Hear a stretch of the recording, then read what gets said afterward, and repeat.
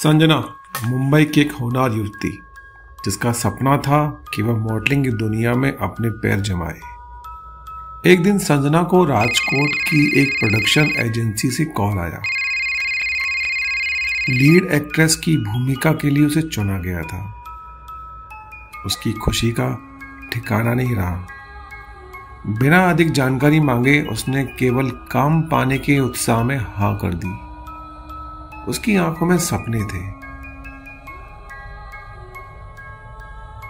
लेकिन वो यह नहीं जानती थी कि यह सफर उसे उसके सबसे भयानक सपने की ओर ले जा रहा था। राजकोट पहुंचने के बाद उसे लेकर 3 आदमी एक सुनसान इलाके में खड़े सफेद रंग के महलनुमा बंगले में ले गए। भूतिया अवध पैलेस के नाम से मशहूर है। बंगले का नाम था अवध पैलेस, लेकिन उस जगह पर किसी भी इंसानी आत्मा का बसर करना असंभव था। अंदर जाने पर उसने देखा कि शूटिंग की तैयारियां पूरी तरह से की गई थी, जैसे कि किसी बड़े इवेंट की तैयारी हो। इससे उसका उत्साह और भी बढ़ गया, लेकिन बहुत जल्दी ही वो उत्साह कड़वे सन्नाटे में तब्दील हो गया।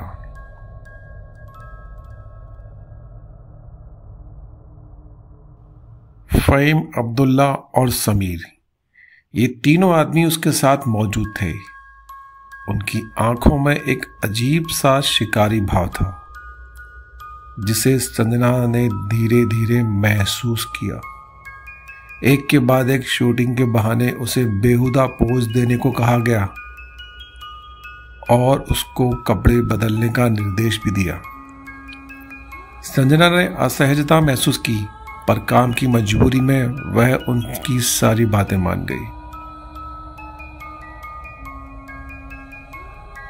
संजना जब कपड़े बदलकर बाहर आई तो चारों ओर अजीब सी खामोशी थी। उन तीनों में से वहां कोई भी नहीं दिखाई दे रहा था जो शूटिंग पे संजना के साथ मौजूद थे।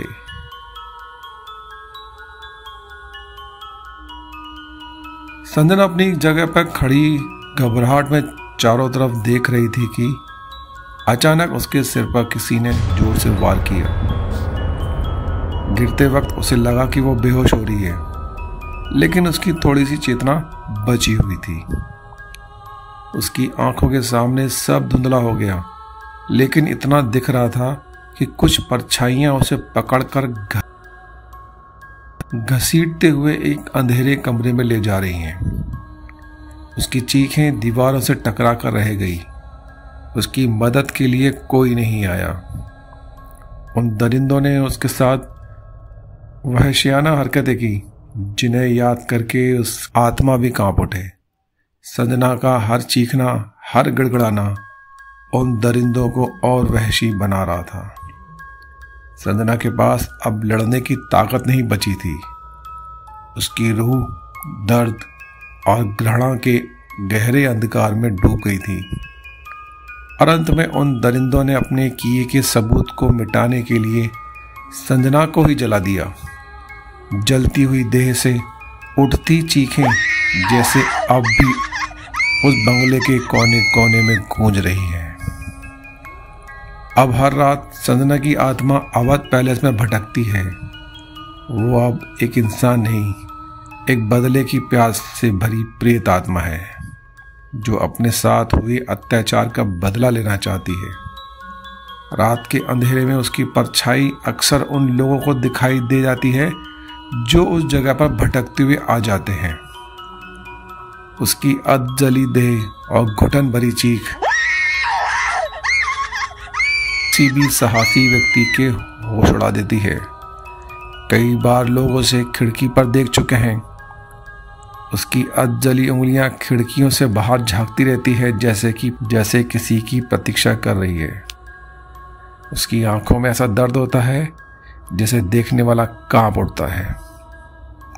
रिया, एक युवा लड़की जो संजना की दर्दनाक कहानी से अनजान थी, एक रात गलती से अवध पैलेस के पास से गुजरी। उसे वहां से कुछ सिसकियों की आवाजें सुनाई दी। उसे लगा अंदर कोई मुसीबत में है। उसकी मासूमियत और करुणा ने उसे अंदर जाने को मजबूर कर दिया। लेकिन जैसे ही उसने कदम रखा, दरवाजे अपने आप बंद हो गए। चारों ओर सिर्फ सन्नाटा था। अंधेरे में उसकी परछाई बड़ी होने लगी। उसे महसूस हुआ जैसे कोई उसकी तरफ बढ़ रहा है। तभी उसकी आंखों के सामने संजना की अधजली परछाई प्रकट हुई। रिया की सांसें थम गई। उसकी टांगें कांपने लगी। संजना की रूह ने उसे एक चेतावनी दी, यहां से भाग जाओ या तुम्हें भी वही भुगतना पड़ेगा जो मैंने झेला है। जैसे तैसे रिया वहां से भाग निकली, लेकिन उसके कानों में संजना की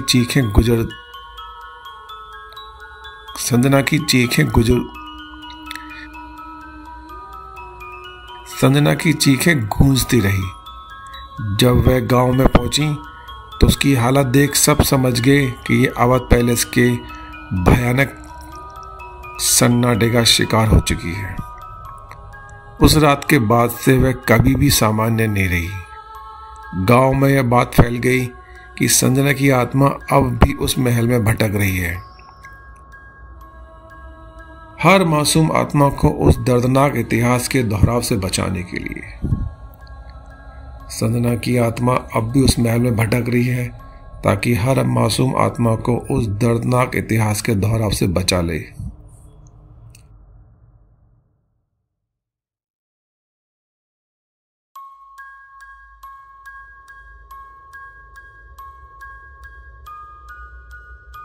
उस बंगले के अंदर प्रवेश न कर सके।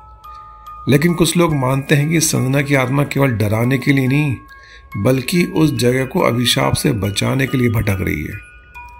वह अपने भयानक अनुभव की वजह से हर किसी को चेतावनी देना चाहती है। इस दुनिया में भटकते हुए वह उन सब की रक्षा कर रही है जो उसकी तरह, जो किसी विश्वासघात का शिकार न बने। अवध पैलेस का खंडर अब एक दर्दनाक स्मारक है, एक चेतावनी है जो कहती है, इस अंधेरे में कदम मत रखो। यहां पर एक ऐसी आत्मा की चीख गूंजती है जो अब भी न्याय की तलाश में है।